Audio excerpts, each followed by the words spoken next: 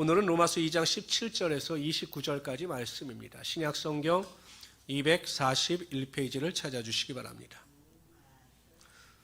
신약성경 241페이지 로마서 2장 17절에서 29절까지 말씀이 되겠습니다.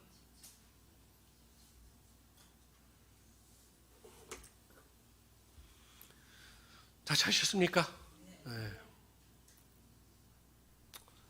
우리 그러면 17절에서 24절까지 한 목소리를 읽을 텐데요. 여기는 유대인들의 착각이 나와요. 유대인들의 착각. 근데 제가 보기엔 성도들에게 있어 가장 무서운 문제가 유대인들이 느끼고 있는, 생각하고 있는 착각과 똑같다는 거예요. 보세요. 17절부터 우리 다 같이 한 목소리로 읽을 텐데 읽읍시다. 시작. 유대인이라 불리는 내가 율법을 의지하며 하나님을 자랑하며 율법의 교훈을 받아 하나님의 뜻을 알고 지극히 선한 것을 분간하며 맹인의 길을 인도하는 자요 어둠에 있는 자의 빛이요 율법에 있는 지식과 진리의 모범을 가진 자로서 어리석은 자의 교사요 어린아이의 선생이라고 스스로 믿으니 그러면 다른 사람을 가르치는 네가 네 자신은 가르치지 아니하느냐? 도둑질하지 말라 선포하는 내가 도둑질하느냐? 간음하지 말라 말하는 네가 간음하느냐? 우상을 가증히 여기는 네가 신전 물건을 도둑질하느냐? 율법을 자랑하는 네가 율법을 범함으로 하나님을 욕되게 하느냐? 기록된 바와 같이 하나님의 이름이 너희 때문에 이방인 중에서 모독을 받는도다. 27절에서 24절까지의 내용을 이해하기 위해서 가장 핵심적인 키워드가 무엇이냐면 동그라미 치세요. 20절 하반절에 보면 스스로 믿으니 이겁니다. 스스로 믿으니. 이게 이 전체 문장을 이해할 수 있는 가장 핵심적인 키워드예요. 이게 무슨 의미냐면 유대인들 스스로가 자신들을 어떻게 알고 믿었느냐면 우리는 율법을 보세요. 17절부터 우리는 율법을 의지한다. 우리는 하나님을 자랑한다. 우리는 율법의 교훈을 받아 하나님의 뜻을 안다. 하나님의 지극히 선한 것을 분간한다. 우리는 맹인의 길을 인도하는 자고 어둠에 있는 자의 빛이다. 율법에 있는 지식과 진리의 모범을 가진 자로서 어리석은 자들의 교사요 어린아이의 선생이다 라고 본인들 스스로 믿었다는 거예요. 그럼 사도 바울이 여기서 말하고자 하는 핵심은 뭐냐면 너희들은 그렇게 믿었지만 너희들이 생각하는 것, 너희들이 믿고 있는 것과는 너희 삶이 전혀 달랐다라는 거예요. 그러면서 이제 지적하는 게 21절부터 나오는 거죠. 그러면 다른 사람을 가르치고 네가 그렇게 믿고 있는데 네 자신은 가르치지 아니하고 도둑질하라 하지 말라 했는데 네가 도둑질하냐? 그러니까 율법에 대해서 잘 알고 있고 율법을 가르치는 자라고 자부심을 갖고 있었던 그들에게 너희들은 율법을 지키지 않는 자고 하나님의 영광을 가리우고 여호와의 이름을 모독하는 자들이다라고 책망하고 있다라는 것입니다. 여러분 우리가 쉽게 생각해 보세요. 하나님께서 이스라엘 백성들에게 율법을 주신 목적이 무엇입니까? 율법을 알라고 주셨을까요? 율법을 지키라고 주셨을까요? 그러니까 율법을 지키라고 주신 거죠. 그러니까 율법을 가르치고 율법을 알라 이러한 목적으로 율법을 주신 것이 아니라 율법대로 행하라. 그럼 내가 너에게 복을 줄 것이다. 그래서 율법을 주신 거거든요. 근데 이스라엘 백성들은 자신들이 율법도 알고 율법을 가르친다라고 자부하지만 율법을 전혀 지키지 않았습니다. 그런데 더 문제는 무엇이냐? 율법을 제대로 지키고 있지 않으면서 자신들은 잘하고 있다라고 믿은 거예요. 그러니까 이것을 뭐라고 합니까? 착각한 거죠. 착각. 이게 신앙에서 여러분 제일 무서운 게 영적인 착각이에요. 영적인 착각. 제가 보면 굉장히 많아요. 영적인 착각을 하는 분들이 굉장히 많아요. 내 신앙에 문제가 없다라는 거죠. 여러분 이렇게 예를 들어봅시다. 어떤 사람이 저에게 이야기하기를 제가 몇 번 예를 들었지만 건강하다. 나는 문제가 없다. 나는 식욕도 좋고 나는 지금까지 감기 한번 알아본 적이 없다. 그래서 3일 뒤에 뇌출혈로 돌아가셨어요. 그럼 이 사람은 건강했던 사람입니까? 몸에 문제가 있었던 사람입니까? 문제가 있었던 사람이죠. 건강이라고 하는 것은 내가 건강하다. 나는 기침도 감기도 한 번 걸린 적이 없다. 병원에 한 번도 가본 적이 없다. 그러니 나는 건강하다라고 해서 건강한 게 아닌 겁니다. 그럼 그 사람이 건강하다라고 하는 것을 어떻게 증명할 수 있습니까? 여러분들이 건강한지 안 건강한지 어떻게 아셔요? 병원에 가보, 그렇죠. 병원에 가서 건강검진 받아보면 아는 겁니다. 그냥 정확하게 MRI도 찍고 엑스레이도 찍고 초음파도 하고 해서 모든 수치가 정확하게 건강하다 나와야 건강한 거지. 뭐 내가 스스로 난 건강하다, 아프지 않으니까 건강하다. 근데 지금 간암 세포가 자라고 있어요. 그건 건강하지 않은 거예요. 신앙도 마찬가지입니다. 내가 신앙이 좋다. 나는 정말 믿음 생활 잘하고 있다. 라고 해서 그 믿음이 하나님께 인정받을 수 없다라는 것입니다. 오늘 유대인들이 그랬던 거죠. 믿은 거예요. 나는 율법의 교사요, 어리석은 자들을 가르치는 자요, 하나님의 뜻을 분별하는 자다라고 이야기를 했는데 하나님은 그들의 믿음을 인정하지 않으시는 거예요. 너희들은 오히려 율법을 어기는 자고 하나님의 뜻대로 살아가지 않는 자들이다라고 책망하고 있다라는 거죠.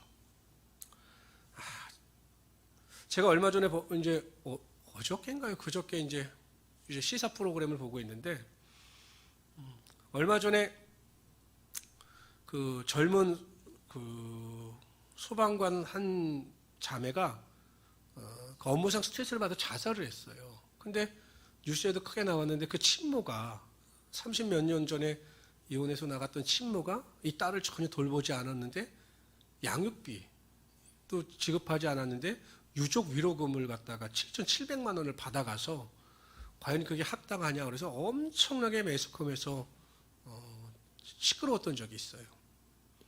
그래서 그 기사를 자세히 보고 이렇게 보고 있는데 그 생모가 사람들이 지탄을 받는 그 생모가 목사인 거예요. 이걸 보고 있는데 제가 이렇게 이야기를 그분이 그 목사라고 하는 분이 이야기하는 걸 이렇게 제가 듣고 있는데 솔직히 제가 많이 부끄러웠습니다. 왜 저런 분을 갖다가 목사 안수를 줬는가 어떤 교단에서 이런 생각을 할 정도로.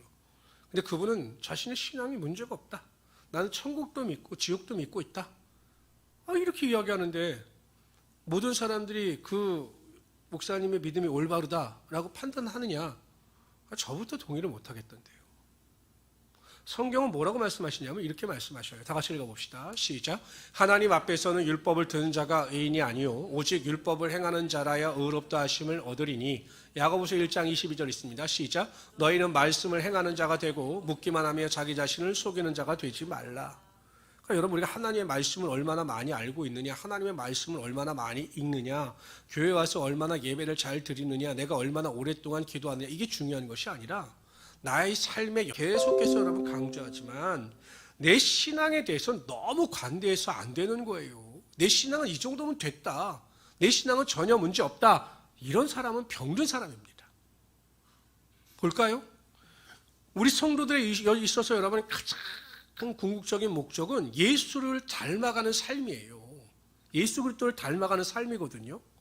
그러니까 어떤 분들은 작은 예수의 삶을 살아가야 한다고 이야기하는데 과연 예수 그리스도의 삶을 닮아간다고 할 때 우리의 신앙의 성숙의 정도가 어느 순간까지 가야겠느냐라는 거죠. 만약에 예수 그리스도를 닮아간다고 한다면 우리는 아무리 최선을 다해서 살아가도 예수님처럼 살 수 없거든요.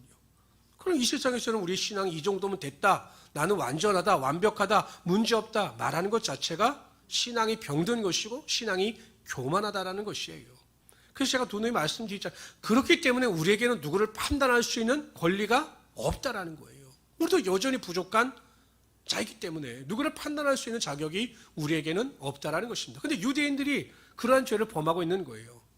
우리가 1장에서 보면 그러므로라고 하는 단어를 통해서 2장 1절을 시작하면서 그러므로라고 하는 단어를 통해서 자기 스스로 죄 없다 여기며 다른 사람을 판단하는 그 죄에 대해서 언급을 했죠. 그 1차 대상이 누구냐면 유대인들인 거예요. 유대인들은 우리는 율법도 받았고 선민이기 때문에 우리 문제가 없다. 그래서 죄인들을 우리가 판단하고 정죄할 수 있고 우리가 그들을 가르쳐야 한다. 이렇게 주장하는 유대인들이 1차 대상이었거든요. 근데 오늘 본문에도 보면 그들은 스스로 믿어요. 나는 문제 없다. 나는 신앙이 문제 없다. 난 잘 믿고 있다. 근데 결국 하나님은 그들의 신앙을 인정하지 않으셨다는 것입니다. 고린도후서 13장 5절에 보면 이렇게 말씀하십니다. 다 같이 읽어봅시다. 시작. 너희는 믿음 안에 있는가? 너희 자신을 시험하고 너희 자신을 확증하라. 내 주 예수 그리스도께서 너희 안에 계신 줄을 너희가 스스로 알지 못하느냐? 그렇지 않으면 너희는 버림받은 자리라. 항상 우리 마음을 확증하고 시험해야 한다라는 것입니다. 그래서 제가 여러분 매일 큐티를 강조하고 매일 20분씩 24시간 기도하라. 그런 이유가 어디 있습니까? 내 자신을 믿음에 서 있는 거 자꾸 확증하는 거예요. 확증. 내가 제대로 믿고 있는가, 제대로 살고 있는가. 여러분, 우리가 그 큐티를 하다 보면 제대로 하고 계신지 모르겠지만 그 느낀 점을 이야기할 때 그게 회개거든요. 회개. 내가 정말 그 오늘 말씀의 그 핵심처럼 올바로 살아가고 있는가, 살지 못하고 있다면 그것이 무엇인가, 이거 나를 돌아보는 거거든요. 그래서 우리가 매일 큐티하고 하나님의 말씀을 읽고 우리가 믿음 안에서 기도하면 우리의 믿음을 확증하고 확증하는 것이 되기 때문에 우리는 유대인들처럼 스스로 믿어 어리석은 자가 되지 아니하고 하나님의 말씀대로 순종하며 지혜로운 자의 삶을 살아가게 된다는 것입니다. 저는 참 안타까운 게 무엇이냐면 성도들이 하나님의 말씀은 진짜 안 듣는데 세상의 말은 너무 잘 들어요. 어떤 분은 왜 교회를 안 나오냐고 그랬더니, 왜 인터넷으로도 예배를 안 드리냐고 그랬더니 나라에서 예배 드리지 말라고 하는데 왜 말 안 듣고 나가서 예배 드리냐고 이렇게 말을 하는 거예요. 여러분, 제가 누누이 이야기하지만 어디 나라에서 예배를 드리지 말라고 했습니까? 수칙을 지켜가면서 예배를 드리라고 그러는 거지. 아니, 그분은 하나님의 말씀은 절대 안 들으면서 나라의 이야기는 그렇게 잘 듣는지 모르겠어요. 근데 자기는 믿음에 문제가 없다고 그렇게 생각을 해요. 아니, 제가 보기엔 많이 병들었는데 본인 스스로 문제 없다고 해서 그게 문제가 없는 것이겠습니까? 저는 그래서 누누이 이야기하지만 여러분, 우리 인생에 있어 구원 얻는 것보다 중요한 거 없어요. 근데 스스로 착각하고 유대인들처럼 스스로 믿었다가 우리가 구원의 은혜 가운데 서지 못하면 그것만큼 불행한 인생들이 어디 있겠느냐라는 것입니다. 항상 내 자신을 뒤돌아보셔서 내 믿음이 하나님의 말씀에 바로 서 있는가를 점검하시고 항상 하나님 앞에 바로 서서 하나님의 영광을 구하며 살아갈 수 있는 우리 성도들이 되시기를 주님으로 축원합니다. 큐티도 잘하고 계시죠? 아닌데, 저 뒤에 많이 남았던데. 제가 30권에서 20권으로 줄이고 했는데 안 하시더라고요. 하세요. 제발 하세요. 교회 20년, 30년 다녀도 말씀도 모르고 그냥 신천지가 이야기하면 넘어가고 이게 뭐 그냥 이단인지 뭔지도 구별 못하고 그러시지 말고 정말 말씀 은혜 가운데 바로 서시기를 바랍니다. 우리 25절부터 29절까지 다 같이 읽읍시다. 있습니다. 시작. 내가 율법을 행하면 할례가 유익하나 만일 율법을 범하면 내 할례는 무할례가 되느니라. 그런즉 무할례자가 율법의 규례를 지키면 그 무할례자를 할례와 같이 여길 것이 아니냐. 또한 본래 무할례자가 율법을 온전히 지키면 율법 조문과 할례를 가지고 율법을 범하는 너를 정죄하지 아니하겠느냐. 무릇 표면적 유대인이 유대인이 아니요 표면적 육신의 할례가 아니니라. 오직 이면적 유대인이 유대인이며 할례는 마음에 알지니 영에 있고 율법의 조문에 있지 아니한 것이라. 그 칭찬이 사람에게서가 아니요 다만 율법과 더불어 이스라엘 백성들이 자부하는 것, 유대인들이 자부하는 것이 뭐냐면 할례예요. 할례. 아브라함 때부터 육체의 어떤 구별됨에 대해서 자부심을 가지고 있죠. 그러니까 하나님께서 할례를 허락한 민족은 이 유대의 민족밖에 없다라고 해서 이 육체적인 증거가 바로 이 할례였던 거죠. 그러니까 이게 선민인지 아닌지는 이 육체의 할례가 그 증거로 받아들여졌던 겁니다. 그래서 굉장한 자부심이 있었는데 사도 바울이 뭐라고 이야기했냐면 너희가 율법을 행하지 않냐면 너희의 할례가 아무 의미가 없다라는 겁니다. 그러니까 육체적 집회는 아무 의미가 없다라는 거예요. 무할례자가 오히려 율법을 행하면 그 무할례자가 할례를 받은 자와 똑같다. 이렇게 주장을 하고 있습니다. 그러면서 오늘 본문의 핵심이 뭐냐면 29절입니다. 29절 다 같이 읽어봅시다. 시작. 오직 이면적 유대인이 유대인이며 할례는 마음에 알지니 영에 있고 그 칭찬이 사람에게서가 아니요 다만 우리 그 개역 개정 어떤 개역 성경도 그렇고 이 헬라어 원문을 정확하게 쉽게 해석하지는 못했어요. 그래서 이렇게 제가 다른 번역본을 찾아보니까 새번역 성경이나 공동 번역이 이 헬라어 원어에 아주 가깝게 해석을 했습니다. 로마서 2장 29절의 정확한 해석은 이런 의미예요. 들어보세요. 오히려 여러분들이 성경을 보면서 잘 들어보세요. 오히려 속 사람으로 유대 사람인 이가 유대 사람이며 율법의 조문을 따라서 받는 할례가 아니라 성령으로 마음에 받는 할례가 참 할례입니다. 이런 사람은 사람에게서가 아니라 하나님에게서 칭찬을 받습니다. 그러니까 여러분 할례는 마음에 할지니 영에 있다라고 하는 것은 무엇이냐면 성령으로 말미암아 마음에 받는 할례. 이게 어떤 의미를 가지고 있냐면 고린도전서 12장 3절 말씀을 우리 다 같이 읽어봅시다. 있습니다. 시작. 그러므로 내가 너에게 알리노니 하나님의 영으로 말하는 자는 누구든지 예수를 아니하고 또 누구든지 예수를 주시라 할 수 없느니라. 성령으로 하지 아니하고는 누구든지 예수를 주라 신할 수 없다라는 거예요. 그러니까 우리가 구원을 받을 때 성령께서 역사하시는 거죠. 그래서 성령의 역사를 통해서 우리가 진실로 예수 그리스도를 내 삶의 주인으로 받아들인다라는 것입니다. 그러니까 마음의 할례를 한다라고 하는 것은 성령께서 역사하심으로 구원의 은혜와 능력이 마음 가운데 임하게 된다라는 것입니다. 그러니까 여러분 예수 그리스도를 믿음으로 영접한 자들에게는 그 마음의 할례, 표징, 마음의 변화가 나타나게 되어 있어요. 성경은 지식에까지 새로움을 받은 자다 이렇게 말씀하고 있는 것이고 사도 바울은 그 마음의 성령의 할례에 대해서 뭐라고 설명하냐면 이제는 내 안에 내가 산 것이 아니요 오직 그리스도 예수께서 사신 것이다 라고 그 마음의 할례의 의미와 변화에 대해서 설명을 하고 있다는 것입니다.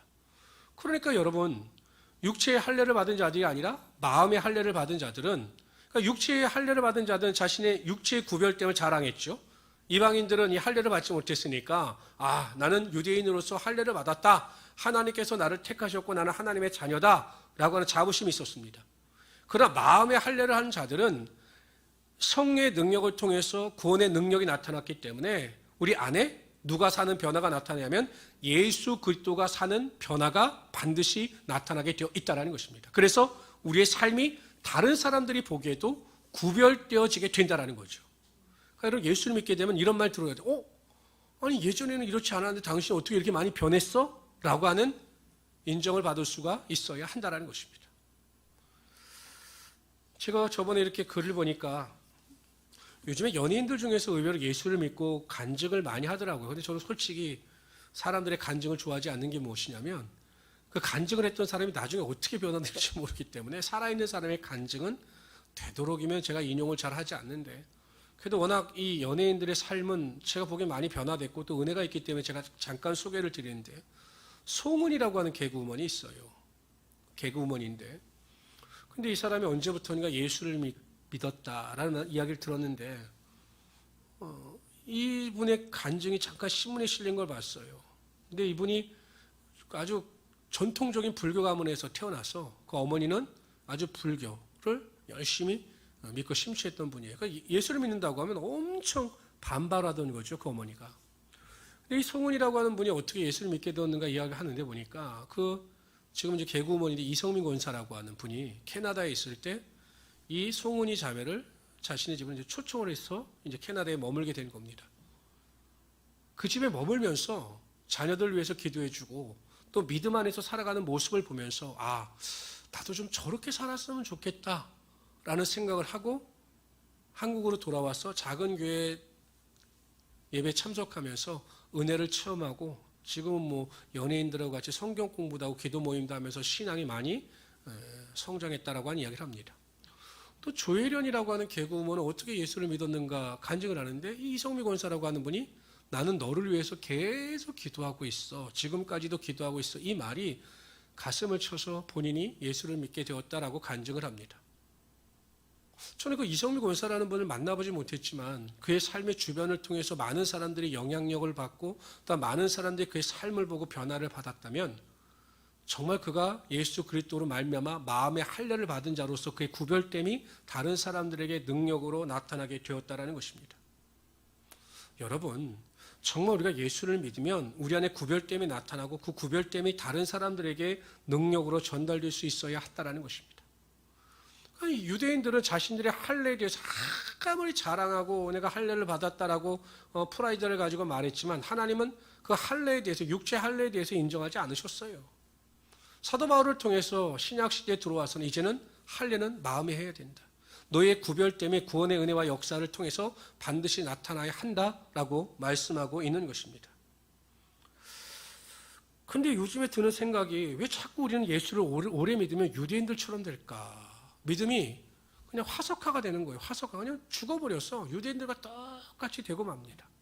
내가 예전에 구원을 받아 하나님의 자녀가 되었고 지금 직분을 얻었기 때문에 나는 잘 믿고 있고, 그리고 교회에 대해서 믿음이 연약한 자에 대해서 돌보고 보살피고 그들을 사랑하고 섬기기보다는 자꾸 그들을 정죄하고 판단하는 일이 비일비재하게 일어나게 되더라는 것이죠. 제가 오늘 아까 전화를 한번 누군가에게 받고서 제가 굉장히 회개를 했어요.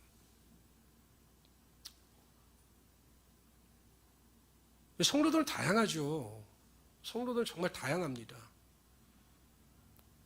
근데 목회자지만 어떤 경우는 막 1시간 반씩 통화를 하면 저도 지쳐요.